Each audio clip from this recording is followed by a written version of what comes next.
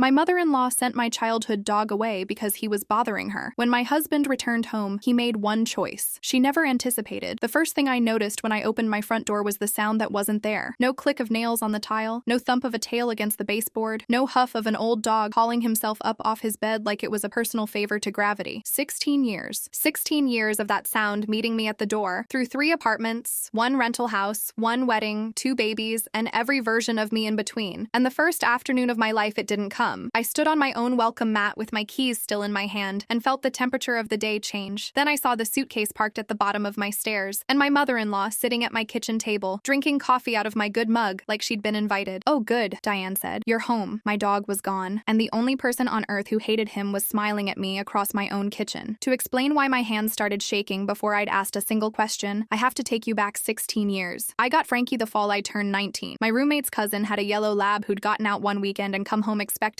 and by October, there were 7 puppies in a kiddie pool in a garage 40 minutes from campus. I drove out there to just look, which is a sentence that has never once been true in the history of dogs. He was the smallest one. He fell asleep on my shoe while I was standing there pretending to deliberate. $75 and a half-empty bag of puppy food, and that was that. He howled along to the radio exactly once in his entire life, a Sinatra song of all things, in my hatchback on the drive home, and the name stuck. Frankie. Frankie ate 2 textbooks, 1 retainer, and the left shoe of every pair I owned between 2010 and 2012. Frankie sat with his chin on my knee through finals, through my first real job, through a breakup so bad I didn't cook a real meal for a month. He ate well that month. I mostly didn't. Frankie moved with me 3 times, learned 3 sets of stairs, claimed 3 different sunny patches of floor, like a tiny king annexing territory. When I met Kenny at a friend's cookout, Kenny spent the first 20 minutes talking to me and the next 2 hours sitting in the grass throwing a tennis ball for my dog. On the drive home, I called my mother and told her I'd met someone. She asked how I knew. I said, Frankie picked him. 6 years ago, Frankie walked down the aisle at our wedding with our rings tied to his collar on a tiny satin pillow my aunt sewed. He was 10 by then, already going gray at the muzzle, and he took his time, stopping twice to sniff the runner like he was inspecting the venue for code violations. There's a photo of it on our mantle. Frankie mid-aisle, ears up, absolutely certain the entire event was in his honor. Kenny cried when he saw him coming. I cried harder. Now Frankie is 16. Gray from his nose to his eyebrows, mostly deaf, knees full of arthritis, 3/4 of a working sniffer, and 100% of his opinions. He has a schedule the way retirees have schedules: bed by the back door until 10, the sunbeam in the laundry nook from 10 to 2, water bowl, slow patrol of the yard, back to bed. He takes a joint supplement that costs $34 a month and smells like a fish market, and he gets a senior wellness exam every 6 months with Dr. Priya Raman at Cedar Point Veterinary Clinic, who has been his vet for 9 years and calls him the mayor. My kids adore him. Jillian is 4, and her nightly campaign to get Frankie to sleep in her bed is the most consistent lobbying effort I have ever witnessed. Lawrence is 6 and hugs him with this deliberate gentleness, arms barely closing because Frankie is old, Mom. You have to hug him soft. Our neighbor, Mrs. Alvarez, retired school secretary, 30 years at Whitfield Elementary, waters her hydrangeas at 4 o'clock sharp, has offered to adopt him twice, completely seriously, the way you'd put in an offer on a house you know isn't for sale. Everyone loves Frankie. Everyone except Diane. I should tell you what I do for a living because it matters later. I've been an insurance claims adjuster for 11 years, the last 4 as a senior adjuster handling property claims. My entire job is listening to a story, looking at the physical evidence and noticing where the two don't match. I read timelines for a living. I keep files on everything. Kenny jokes that I'm the only person in America who has a labeled folder for the dog. Vaccination records, microchip registration, adoption-era vet bills from 3 addresses ago. I used to think it was just a personality quirk. It turned out to be the thing that kept me from doubting myself on the worst afternoon of my life. Diane Merrill is Kenny's mother. 63, twice divorced, currently between grievances. She lives 40 minutes away in a townhouse with white carpet, and I want to be fair here because fair is the thing I clung to for 8 years. Diane is not a cartoon. She remembers birthdays. She sends the kids cards with stickers in them. She can be genuinely funny at dinner when the mood strikes her, and she has hated my dog from the first day she met him. Not disliked, hated. From day 1, she carried a lint roller in her purse for visits to our house, and used it, loudly, theatrically, while sitting in a chair Frankie had never once been on. She'd drape a napkin over the cushion first, like she was setting up a sterile field. She called him that animal, always. The way some people say that man about an ex-husband. He smells, he sheds. I don't want that animal near my grandchildren. She'd say it right in front of him, in the same bright voice she used to compliment my curtains, like he couldn't hear her. Back then, he still could. His ears would go down. He'd get up, slow and dignified, and relocate to the laundry nook. I used to tell myself he didn't understand. I've never fully forgiven myself for that. The first year it was comments. That was loop 1 of the Diane experience, though I didn't know yet that there were loops. You know, some people rehome older dogs when children come along. It's kinder, really. Sip of coffee, smile. I told myself it was a generational thing. I told myself she'd soften once she saw how gentle he was. was with Jillian. How he stationed himself next to the baby swing like a 100-pound velvet bodyguard. She didn't soften. She adapted. That was the part I missed. People like Diane don't escalate in a straight line. They change instruments. The second year, the comments went underground and became a campaign. I found out about most of it later, in one long, awful scroll through Kenny's phone with his permission. Articles she'd texted him about pet dander and childhood asthma. A link to a senior dog sanctuary 2 states away, sent, I checked the date twice, on the morning of Jillian's first birthday. A message that read, I found a nice farm listing. Some families do this quietly and the children adjust fine. Kenny had answered every single one the same way. Mom, drop it. He never told me. He thought he was protecting me from it. He thought if he just kept absorbing it, it would burn itself out. I want to be clear that I don't blame him. Kenny grew up as the only child of a woman who reorganized reality to suit herself, and he'd survived it by becoming the most conflict-averse man I've ever loved. His whole life, managing Mom meant staying quiet and steering. It worked mostly for 34 years. It stopped working last Christmas. Last Christmas, we hosted 14 people, a 22-pound turkey, and Frankie in his holiday bandana stationed under the kids' table, where the dropped food economics are strongest. Sometime between dinner and dessert, Diane got up to check on the pies. It was Jillian who noticed. She tugged my sleeve with her whole fist the way 4-year-olds do and said, Mommy, Frankie's crying behind the door. The door to the garage. The unheated garage in December, with the concrete floor that's murder on arthritic joints. He'd been in there almost 40 minutes. Someone had lured him in. We found a slice of ham on the floor by the shelving and shut the door on him during dinner. He was fine. I want to say that clearly because I know where your mind goes. Mine went there too. He was cold and confused and pathetically glad to see us, and he pressed his gray face into Jillian's stomach while she patted his ears and told him he was brave. I was still kneeling on the garage floor when I heard Kenny, back in the dining room, ask one question in a voice I'd never heard him use with his mother. Who shut the dog in the garage? Silence. 14 people and you could hear the candles. Then Diane, breezy as anything. Oh, for heaven's sake, he was underfoot. It's a garage, Kenny, not Siberia. I came around the corner in time to watch my husband, my sweet, steering, conflict-allergic husband, go very quiet and then very direct. Mom, from now on, you visit when we invite you, not before. That's how this works now. Diane's chin lifted. Fine, she said, if that's how you want it. And here's the thing I need you to understand about me, because it's the mistake this entire story hangs on. I actually believed her. Kenny didn't. Kenny got quiet for the rest of the weekend in a way I misread as holiday burnout. That Sunday, I found him at the workbench in the garage with a screwdriver, Frankie's collar laid out in front of him. And when I asked what he was doing, he said the ring for the tags was bent and he was fixing it. He was not fixing the tag ring, but I wouldn't learn that for 4 more months. The day it happened was a Tuesday in April. I can give you the timeline down to the minute because reconstructing timelines is literally my job. And in the weeks afterward, I built this one the way I'd build a claim file, receipts, phone logs, a neighbor's podcast history. I've gone over it so many times I could recite it in my sleep. Some nights I do. Kenny left for work at 6:40 a.m. He's a superintendent for a commercial construction outfit, currently running a 43-unit townhome build off County Road 12, which matters only because it put him 25 minutes from the house in the wrong direction, in steel-toed boots, in mud. Isabella came at 2. She's our Tuesday sitter, 20 years old, elementary ed major, the kind of person who arrives with a tote bag of construction paper and her own glue sticks. The kids worship her. Frankie tolerates her, which by 16-year-old dog standards is a standing ovation. At 3:05 p.m., I left to run what was supposed to be a 20-minute errand, Lawrence's allergy refill at the pharmacy, and a certified mail packet for work that had to go out that day. Frankie was asleep in the laundry nook sunbeam when I grabbed my keys. I remember because I stepped over his back legs and he didn't even flick an ear. That's the last normal image I have of that day. My old dog in a stripe of sun, and me stepping over him without a second thought. Because why would I need a second thought? I'd be back in 20 minutes. The pharmacy had a line. Then the pharmacy had an insurance question. And I spent 15 minutes on their little vinyl bench listening to hold music from my own industry, which is the kind of irony you only appreciate later. Then the road crew on Miller Avenue had one lane closed and a man rotating a stop sign like he was being paid by the hour, which he was. My phone gave out at 3:38 p.m. It had been at 6% when I left, and my car charger was in Kenny's truck, because our marriage is a shared property dispute with vows. I remember feeling a little flick of annoyance about it. Nothing more. 20-minute errand. I pulled back into my driveway at 4:18 p.m. An hour and 13 minutes. That's the window. That's all it took. You already know what the front door sounded like. Nothing. It sounded like nothing. Diane sat at my kitchen table with her hands wrapped around Kenny's world's okayest golfer mug. My good mug. The big one. The one everybody in this house knows is mine first thing in the morning. And there was a suitcase by the stairs, and Isabella was nowhere, and the house had that off-frequency hum a house gets when the furniture is all where you left it, but something is wrong anyway. Where's Isabella? I asked. Oh, I sent her home, Diane said. All sugar. No sense paying a sitter when grandma's here. I used the emergency key. I thought I'd surprise everyone and stay a few days. You don't mind, do you? The emergency key. The one from the year we got married. The one she was supposed to return. The one that had migrated to the bottom of her purse and stayed there through every conversation where Kenny said, Mom, we need that back. And she said, said. Of course, sweetheart. Remind me. Mommy, look, I made a rainbow horse, Jillian said from the rug, holding up a piece of Isabella's construction paper. It's beautiful, baby. And it was. And I could not have described one thing about it, because my eyes were already sweeping the room the way they sweep a lost sight. Frankie's bed by the back door, empty. The blanket still holding a Frankie-shaped dent. The sliding door, cracked open 4 inches. Past it, at the far end of the yard, the gate, wide open, swinging a little in the breeze, in a way I'd bet money it had been positioned to do. I didn't run. I want to say I ran, but what I actually did was move through my own house with this terrible calm efficiency, checking his spots in order of probability like I was working a checklist. The laundry nook, where the sunbeam had moved on without him, behind the couch, under Lawrence's bed, where he hides during thunderstorms he can no longer hear, but can still feel in the floor. The bathroom, where the tile is cool. The closet with the shoe smell. Here is a thing I learned that afternoon that I will never unlearn. You cannot call a deaf dog. You can stand in your backyard with your hands cupped around your mouth, shouting a name that used to lift his head from across a park, and it does nothing because the name doesn't reach him anymore. You can only look, room by room, fence line by fence line, with your own voice bouncing back at you. Useless. My hands went cold somewhere around the second bedroom. By the time I came back down the stairs, they were shaking. Diane? I kept my voice level for the kids. It cost me. Where is Frankie? She stirred her coffee, calm as a lake. Oh, he was underfoot while I carried my bag in, whining, following me around. So I put him out and he must have gone through the gate. You know how dogs get at his age. At his age. I have taken recorded statements for 11 years. I know what rehearsed sounds like. Rehearsed is smooth where it should be uneven. Rehearsed answers the question you haven't asked yet. Rehearsed has a little cadence to it, like a line held in the mouth all afternoon, waiting. That sentence was rehearsed. He's 16, I said. He can barely hear. He hasn't gone through that gate alone in 3 years. He can't even see the gate from his bed. Well, she said, he did today. And then my eyes landed on the hook by the back door, and the bottom fell out of the afternoon. The leash was gone. Frankie's leash lives on a cast iron hook by the sliding door, next to the bag dispenser, where it has lived for 6 years. It was there at 3:05. I'd brushed it with my shoulder on the way past. It was not there now. If he wandered off, I said slowly, why is his leash gone? For a quarter of a second, less, something moved behind Diane's face, a flicker. The look of a witness whose story just met a piece of physical evidence. I may have used it to lead him out, she said, recovering, stirring. He wouldn't go on his own. Honestly, the whole thing was more trouble than, you leashed my deaf, arthritic 16-year-old dog, I said, and you led him out of his own yard. Mommy? Lawrence's crayon had stopped moving. He was looking at me with his father's exact eyebrows. Is Frankie lost? No, baby. I put every steady cell I had left into it. Mommy's going to find him. Keep coloring with your sister, okay? He looked at me for 1 second too long. 6-year-olds are polygraphs, and went back to coloring. I went out the front door. Mrs. Alvarez was watering her hydrangeas because it was after 4 o'clock and the world was still operating on schedule for everyone but me. I got 4 words into asking whether she'd seen Frankie and watched her face do the thing faces do when they realize they're holding a puzzle piece. Honey, she said, turning off the hose, I saw the gold car. Diane drives a champagne gold Buick Encore. There is exactly one champagne gold Buick Encore in the orbit of my life. It was backed into your driveway. Had to be 3:15. I was on the second half of my podcast, the true crime one. So 3:15, 3:20. Hatch open. And I heard him, the sweet old boy, doing that fussy sound he does when his hips are stiff and somebody's rushing him. She said it kindly, and then she heard herself say it, and her hand came up to her mouth. I thought it was a vet visit. Honey, I thought, I know, I said. Thank you. Backed in, hatch open, fussing. He didn't wander through a gate. He left the street in a car on his own leash at approximately 3:20 in the afternoon, and the woman who took him was sitting at my kitchen table drinking out of my mug and letting me search my house room by room. I walked back inside on legs I couldn't entirely feel, and I gave her one more chance because 8 years of keeping the peace is a habit with a long half-life. Mrs. Alvarez saw your car. Backed in, hatch open at 3:20. She heard him. So we're done with the gate story. Where did you take my dog? And Diane, I will remember this until I am old. Diane rolled her eyes and changed stories the way you'd change lanes. Fine. He was crying at the front door after you left, so I let him out front to do his business, and I lost track of him. If some good Samaritan picked him up, that's hardly a crime, is it? Maybe it's for the best. Honestly, Nora, look at him. He's miserable. He's ancient. He smells like low tide. You keep that animal limping around for your own 3 stories. The gate, the leash, now the good Samaritan. 3 stories in 20 minutes, each one adjusted to fit whatever evidence had just arrived. And underneath all of them, shining through like a watermark, the one true sentence she'd been saying for 8 years. I don't want that animal near my grandchildren. Something in me that had stayed polite since 2018 came apart, quietly, all at once. You've spent 8 years telling anyone who'd listen that you didn't want that animal in this family, I said. You show up uninvited with a suitcase using a key you were told to return. You send my sitter home, and within an hour, my 16-year-old dog is gone, and you've told me 3 different stories about how. Get out of my house. Her eyebrows lifted, almost amused. Listen to yourself. Hysterical. Over a dog. I came to see my grandchildren, not to be interrogated like a criminal. Get out. Kenny will hear about this tone, young lady. Good, I said. I hope he does. Here's where I have to slow down and tell you about the worst 19 minutes, because everything before this I can narrate like an adjuster. This part I can only narrate like a person. My phone was on the kitchen charger showing the gray battery icon of doom. Drained phones don't just power on, they sit there gathering strength like they're deciding whether you deserve it. I stood over it doing math I couldn't make come out right. Animal Control's office closes at 6. It was 4:51. I didn't know which direction the gold car had gone. I couldn't call Kenny. I couldn't call shelters. I couldn't leave my children with the woman I had just ordered out of my house, and she was taking her sweet time about the ordering, reorganizing her purse at my counter like a guest waiting out a rain shower. 16 years old, deaf, somewhere in a county of 90,000 people, and the sun going gold the way it does before it goes gone. I couldn't get a full breath down into my lungs. My hands had moved past shaking into something clumsier. I dropped the charger cable twice. Jillian was narrating her rainbow horse to Lawrence. Lawrence wasn't answering. He was watching me over his crayon, doing quiet 6-year-old math of his own. The phone reached 1% and lit up at 4:58 with 3 texts from Kenny stacked on the screen, and I never got to read them because at that exact moment I heard the one sound in the world better than nails on tile: a truck in the driveway. I grabbed my car keys off the hook anyway. Some animal part of me was already driving a search grid, and I was reaching for the doorknob when the door pulled open from the outside. Kenny stood there, breathing hard. Mud streaked across the knees of his work pants, dried gray at the edges, and in his fist, folded in half and gripped like it might try to escape, a small stack of papers. Diane was on her feet in under a second, and I watched her whole posture change costumes. Kenny, thank God. Your wife has completely lost her mind over that dog. She's been screaming at me in front of the children, accusing me of, I came here to see my grandbabies, and I have been treated like a— Kenny didn't look at her. His eyes found mine and did a fast inventory. My face, my hands, the kids on the rug, and then he gave me the smallest nod I have ever received, a nod the size of a heartbeat. Frankie's in my truck, he said quietly. He's safe. He's okay. He's asleep on the moving blanket. My legs nearly went. I got a hand on the entry table. Behind me, I heard Lawrence tell Jillian in a stage whisper, Frankie's in Daddy's truck, and Jillian's gasp of pure 4-year-old joy. And those two sounds are the only reason I didn't sit down on my own floor and sob. Guys, Kenny said, warm and easy like it was any Tuesday. Go pick a show in the playroom. Grown-ups need to talk for a minute, then we'll bring Frankie in. They thundered off. Kenny waited until the playroom door clicked. Then he turned to his mother, laid the papers flat on the counter, and smoothed the fold out of them with 2 fingers. And when he spoke, his voice had dropped into a register I had never heard from him in 10 years. Not loud, the opposite of loud. Level, like a poured slab. After last Christmas, he said, I put a GPS tracker on Frankie's collar. The kitchen went so quiet I could hear the playroom theme song through the wall. And Mom, the dot on my phone didn't go out the back gate. It went out the front door. With you. Diane's mouth opened. Nothing came out on the first try. I watched 8 years of performances flip past behind her eyes like a Rolodex. Outrage, injury, confusion, while she looked for the one that fit a GPS coordinate. You put a tracker on a dog, she finally said, aiming for scornful and missing. You tracked your own mother like a— that is paranoid, Kenneth, that is disturbed. The Sunday after Christmas, Kenny said, in that same poured concrete voice, $50 and a screwdriver. I told Nora I was fixing his tag ring. He glanced at me and there was an apology in it, and something older than an apology. At 3:26 this afternoon, I got an alert on my phone that Frankie's collar left the home zone. I was standing in a footing trench. I climbed out and watched the dot drive down Miller, get on Route 9, and stop at the 4700 block. He slid the top page of the stack toward her across the counter and turned it around so it faced her, the way you'd present evidence to a claimant. Westbrook County Animal Services, he said. You surrendered him, Mom. You paid the $40 fee in cash. I came around the counter and looked down at a photocopy that I can still see when I close my eyes. County letterhead. Owner surrender form, in that municipal font that makes everything look final. Owner name, Diane Merrill. Relationship to animal, owner. Reason for surrender, in her looping, thank you note handwriting. Very old dog. Family can no longer provide care. Small children in home. And at the bottom, above her signature, one pre-printed line. I certify that I am the legal owner of this animal and have the authority to surrender it. Time stamped 3:41 p.m., 36 minutes. From my driveway to that signature, 36 minutes. She hadn't lost my dog. She had planned an intake appointment around my errand. You signed a county form, Kenny said, swearing that my wife's dog was yours. And then I got to watch something I'd been promised for 8 years and never actually seen. The mask coming off in stages, because it doesn't come off all at once. First, the justification. I did it for the children, the dander, his hips. He has no quality of life. Anyone with eyes. Then the minimization. It's a shelter, Kenneth, not the moon. You got him back. Everyone's fine. Then the redirect. The real issue is your wife's behavior, the way she spoke to me. And then, when none of it landed, when Kenny just stood there letting each one drop on the slab and stop, the tears arrived, right on schedule, and she reached for her son with both hands. Kenny, sweetheart, I'm your mother. Kenny took one step back, out of reach, and asked the only question he asked her all night. What did you tell them at the counter, Mom? When they asked whose dog he was, what did you say? The tears kept running. Her mouth opened and closed. She didn't answer, and that was the answer. And all All three of us knew it. Take your suitcase, Kenny said. I'll walk you out. At the door, she stopped and turned and got off one last line, because people like Diane always have a last line. You'll regret this, Kenneth, choosing an animal over your own mother. Kenny looked at her for a long moment, and when he answered, he sounded tired all the way down to his boots. You didn't make me choose between you and a dog, Mom. You made me choose between you and the truth. You've been making me choose that my whole life. I just finally caught it on GPS. The Gold Encore backed out of my driveway at 5:26 p.m. Mrs. Alvarez, hose in hand, watched it go all the way down the street. She did not wave. Then Kenny opened the truck, and I climbed halfway into the back seat, and there was my whole childhood asleep on a moving blanket that smelled like concrete dust. Frankie woke up the way he wakes up now, in installments. Nose first, then the eyebrows, then the tail. Thump, pause, thump, and then he saw it was me, and the tail forgot it was 16 and went like a windshield wiper in a storm. He smelled like kennel disinfectant, a smell I will hate for the rest of my life, and he was completely, creakily, perfectly fine. And I put my face in his neck and came apart in the parking spot of my own garage, while my husband stood there with one hand on my back and the other on the dog. We carried him in. He permits carrying now on stairs and after long days like a sultan, and the kids received him in the playroom with a gentleness that broke what was left of me. Lawrence directing, hug him soft. He had a big day. Jillian patting one ear. Frankie, you're not allowed to have adventures. You're old. He slept on Lawrence's floor that night. First time we ever let him. Nobody discussed it. Some rules just resign. Kenny told me the rest at the kitchen table after bedtime. Both of us wrung out, the surrender form between us like a car accident. He'd walked into the shelter lobby at 4:32 and said the strangest sentence of his life. I think my mother surrendered my dog here about an hour ago. The intake tech scanned the system, found the entry, and got a supervisor. Dana Okafor, operations manager, 14 years in animal welfare, the kind of calm that only comes from a career of other people's worst afternoons. She walked Kenny back herself, and this is the image I didn't get out of my head for weeks. Frankie flat on the concrete of run 14, not lifting his head as they came down the row. Not because anything was wrong with him, because he couldn't hear them coming. 16 years old, in a loud place he didn't understand, lying with his nose to the door in the smell of 100 strangers, waiting for information that couldn't reach him. They scanned his microchip on the spot. Home again. Registered 2011 to me. My name, my cell number, an address 3 houses ago. Faithfully updated every move because I am the woman with the labeled dog folder. The chip didn't match the surrender form